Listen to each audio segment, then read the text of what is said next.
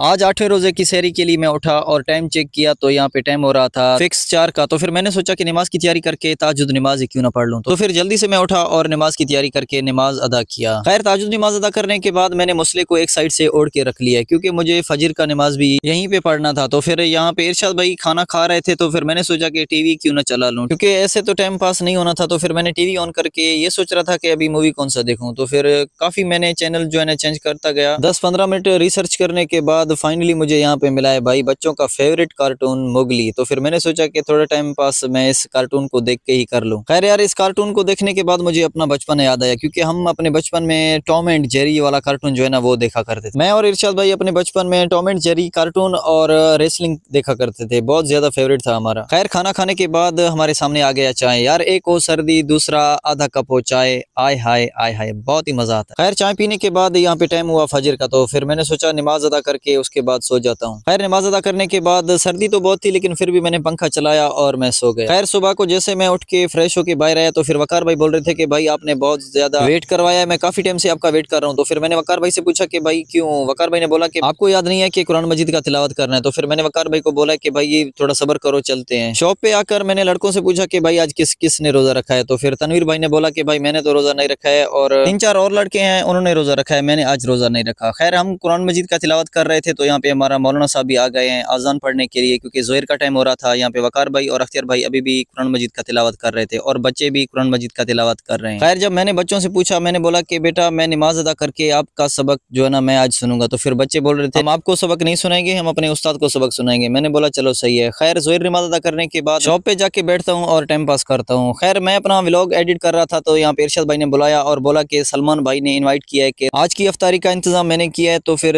जितने भी लड़के हैं आपके साथ सबको लेके आए, जिन जिन को रोजा है आके हमारे विलेज में इफ्तारी करें। तो फिर जितने भी लड़के थे मतलब 3-4 लड़के थे हमारे साथ, उनको हम लेके आए हैं सलमान भाई लोग के विलेज। हम आ गए हैं सलमान भाई के घर। जो लड़के थे उनको मस्जिद भेजा है क्योंकि और भी बंदे थे वहाँ पे अफ्तारी करने के लिए आए हुए थे। तो फिर हम अफ्तारी से तकरीबन 10-15 मिनट पहले आ गए सलमान भाई के घर। यहाँ पे इरशाद भाई कर रहे थे सलमान भाई के साथ मजाक। तो फिर यहाँ पे टाइम भी हो रहा था अफ्तारी का। इरशाद भाई वाले पढ़ रहे थे अफ्तारी की दुआ। तो फिर मैंने सोचा ये क्लिप थोड़ा रिकॉर्ड करके फिर मैं भी अफ्तारी की दुआ पढ़ के टाइम ज़ाया ना करूं और मैं भी इनके साथ अफ्तार करूं। खैर दुआ पढ़ने के बाद मैंने एक खजूर उठाया और रोज़ा खोला। खैर अफ्तारी करने के बाद मैं इरशाद भाई और अख्तियार भाई हो गए रवाना अपने विलेज के लिए, क्योंकि इसाक भाई वाले जो लड़के हमारे साथ आए हुए थे वो सब हमसे पहले चले गए थे घर। खैर इस व्लॉग का यहाँ पे करते हैं एंड, मिलते हैं किसी नेक्स्ट व्लॉग में। बाय।